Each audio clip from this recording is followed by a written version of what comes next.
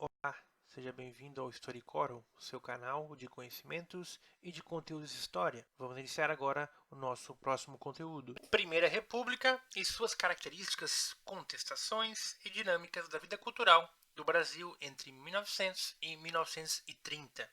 Então vamos falar dos primeiros anos da República do Brasil, de 1900 a 1930. Após o fim da escravidão e o surgimento da República, o Brasil iniciou um processo de modernização e urbanização. O Brasil passou a ser uma república, como os demais países desenvolvidos da Europa, se viu a necessidade de modificar a cultura e estrutura das cidades para pagar a herança colonial, pois apesar do país ser independente desde 1922, a ruralização e a monocultura, produção de apenas um tipo de produto, ainda eram as principais características do país. O Brasil, depois que ele ficou uma república, depois que saiu a família real do Brasil, o Brasil precisava modernizar. Eles queriam, na época, uma modernização, ficar muito parecido com como eram as capitais dos outros países na Europa. Então a ideia era que o Brasil modificasse sua estrutura, modificasse sua cultura, modificasse sua forma de pensar, modificasse sua política, para que o Brasil fosse um país mais moderno, assim como eram os outros países da Europa. Com relação à sociedade, o país era composto por uma elite agrária, possuidora de terra, e política, por uma classe média que vivia nos centros urbanos, militares, médicos, advogados, etc., e uma grande maioria de sertanejos, moradores do campo. Então, o Brasil tinha grupos sociais, mais ricos, que eram da elite agrária, os donos das fazendas, e os filhos dos donos das fazendas, que eram fazendeiros de café. Também tinham os militares, médicos, advogados que viviam nas cidades, que eram profissionais liberais, que a gente chama, e a maioria das pessoas viviam no campo. Eram os sertanejos, que ficavam morando no campo, trabalhando na roça e tudo mais. O café era o produto mais produzido no país e era praticamente todo exportado para o mundo, principalmente para os Estados Unidos. Porém, devido a crises políticas e econômicas, deixavam o preço do café instável. Tinham muitas variações de preço. Então, o café era basicamente o único produto que o Brasil produzia e vendia. O problema de ser o único produto do país é que, quando o café está com um preço mais baixo, o Brasil perde dinheiro. Isso pode dar uma instabilidade muito grande, pois o preço pode mudar muito e quanto maior a concorrência, o preço abaixa cada vez mais. Então, não era tão seguro ter apenas um produto como principal no país. Surge então o algodão como um produto responsável pela mudança econômica do país, principalmente porque o Brasil começou a investir em indústrias têxteis. O dinheiro, que até então seria investido no café, passou a ser investido na construção de fábricas, aproveitando os conhecimentos técnicos do imigrante europeu. Dessa forma, há um grande crescimento na indústria nas regiões mais ricas, sul e sudeste. O café, ele, por ter esses problemas, começa a ser deixado de lado e aí se investe em plantações de algodão que estavam crescendo na época. E com o algodão, você também começa a desenvolver a indústria. E a principal indústria onde toda a industrialização começa é na indústria têxtil. Então, o Brasil, as primeiras indústrias do Brasil surgiram a partir da indústria têxtil, aproveitando esse algodão que era plantado aqui e para produção de roupas. Os cafeicultores, os fazendeiros de café, vendo que o seu dinheiro estava sendo diminuindo, resolveram investir em fábricas. E também trouxeram imigrantes europeus que trabalhavam nas fábricas na Europa para desenvolver o conhecimento aqui, trazer máquinas para cá, trazer o conhecimento técnico para construir máquinas aqui também. E aí então as primeiras fábricas têm uma ligação muito grande com esses imigrantes europeus que vieram para cá a partir do século XIX. Porém, no campo, a situação era mais complexa. A falta de trabalho, a seca no Nordeste e as dificuldades de sobrevivência dos negros levaram as pessoas a migrarem do meio rural para o meio urbano, para o trabalho nas fábricas e no comércio. Então, no campo a situação estava bem difícil, não tinha trabalho para todo mundo, não tinha comida, a seca no Nordeste era muito grande, em algumas épocas não chovia meses, então não dava para plantar muita coisa. E também os negros, como nós já falamos nos outros vídeos, eles foram libertados, mas eles não tinham o que fazer, não tinham trabalho para fazer, apenas trabalhar no campo como já trabalhavam antes. Então, todo esse pessoal resolve vir para a cidade para tentar achar um emprego nas fábricas, tentar arrumar um trabalho nessas fábricas.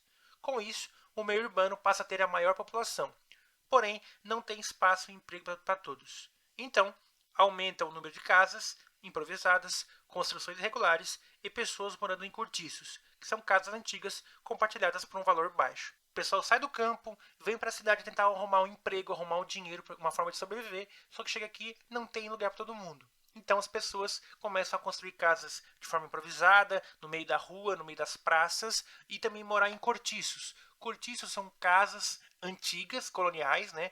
Antigamente as casas eram gigantescas, com 10 quartos, 20 quartos dentro da casa, que eram casas para toda uma família, né? E aí então essas casas gigantescas, elas eram alugadas, um quarto, uma peça para cada família. E a área comum, a cozinha, o banheiro, a lavanderia e tudo mais era compartilhado entre todas as pessoas. Eram chamados cortiços. Era uma forma de pagar mais barato para poder morar. Foi uma moradia bem comum lá no século XX. No Rio de Janeiro, capital do país, o prefeito Pereira Passos põe em prática a ideia de fazer uma reforma urbana no centro do Rio.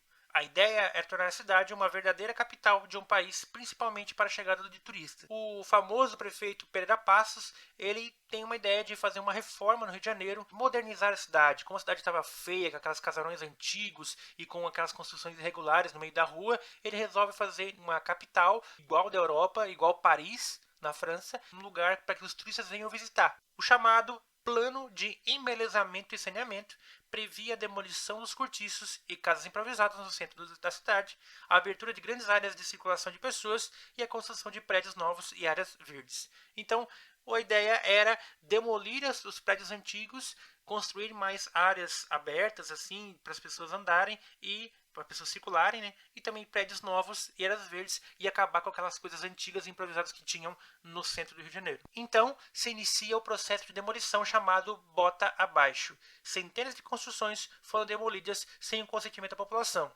Cerca de 2.000 pessoas foram despejadas, não houve qualquer pagamento de indenização. O nome com que esse momento é chamado é o Bota Abaixo, né? No sentido de quebrar, botar as coisas abaixo. Foram colocados abaixo várias casas, vários cortiços e as pessoas foram obrigadas a sair sem nenhum tipo de indenização, nem lugar para ir. Elas não tinham que fazer, era a ordem da prefeitura, foi todo mundo despejado da parte central. Na época, algumas áreas do morro já eram habitadas por marinheiros e soldados que haviam lutado na revolta armada e na Guerra de Canudos. Então, logicamente, essas pequenas aglomerações se tornaram a única solução de moradia para os desabrigados. Surgem as favelas. Lá no Rio de Janeiro, o único lugar que tinha disponível para as pessoas sobreviverem e ficarem sem dono eram os morros, né? Os morros que até então eram de mata nativa, começaram a ser tomados pelas pessoas e lá foram construídas casas de forma improvisada, sem uma estruturação, sem saneamento básico, sem esgoto, sem água, sem luz, sem nada. Então aqui nós temos uma imagem, né, de como era a situação das favelas. Então vejam aqui nessa primeira parte de baixo é um morro, né, e em cima do morro, na beirada do morro, já tem as casas ali e no fundo tem o Rio de Janeiro com as fábricas ali e com as casas vivendo o pessoal que tinha mais condições financeiras, né? Então aqui nós temos também um trecho do jornal que mostra as primeiras ações para a remodelação da cidade do Rio de Janeiro no início do século XX. A notícia de que o Pereira Passos manda demolir o Rio colonial. A ideia era acabar com essas casas e esses locais que eram apertados, né? E tentar fazer avenidas mais largas e avenidas que as pessoas pudessem passar de forma mais tranquila, ao invés de ser toda aquela coisa improvisada do jeito que era. Então aqui nós temos uma imagem que mostra a rua Carioca, né? Ela está sendo alargada, né? Eles estão ampliando a rua, eles estão destruindo as casas que estão ali para poder ampliar a rua. Outra casa também aqui em 1904, né? Que mostra a situação que a casa está sendo desmanchada e as pessoas estão na rua olhando para aquele desmanche cheio de entulho na frente. Bom, culturalmente, o país também passa por mudanças. Surgem nas favelas e cortiços movimentos culturais ligados à cultura africana, como samba e machixe, por exemplo. Nessa mesma época começam a surgir alguns movimentos ligados à cultura africana e aí surge o samba e machixe e outras danças típicas que têm relação com a cultura africana. Também nós temos os imigrantes que, recém-chegados da Europa, trazem a cultura das organizações trabalhistas da Europa, como os sindicatos, as greves e as participações políticas. Então, os imigrantes da Europa que vieram para cá, fugindo da guerra e fugindo de outros problemas que aconteceram naquele período, eles chegam aqui e também instalam os sindicatos, as questões políticas para os trabalhadores, organizações trabalhistas que eram comuns na Europa e aqui no Brasil nunca se ouvia, né? As classes mais altas tentam encontrar uma identidade cultural para o país, através das obras de arte do modernismo. Surge a Semana de Arte Moderna de 1922. O pessoal da elite, os estudiosos que estudaram na Europa, depois voltaram para o Brasil, eles começaram a perceber que o Brasil precisava de uma identidade cultural, uma cultura própria, como os outros países da Europa tinham, né? Culturas próprias. E lá na Europa estava movimentando o sistema modernista, o modernismo na Europa. Então, esses pintores, escritores, escultores pegaram essa ideia do modernismo e tentaram transformar uma arte legitimamente brasileira, uma obra de arte que seria do Brasil e tivesse a cultura e identidade brasileira. E então eles reúnem tudo isso numa semana de arte, né, com exposições de vários artistas lá em 1922. Então aqui nós temos uma roda de samba, né?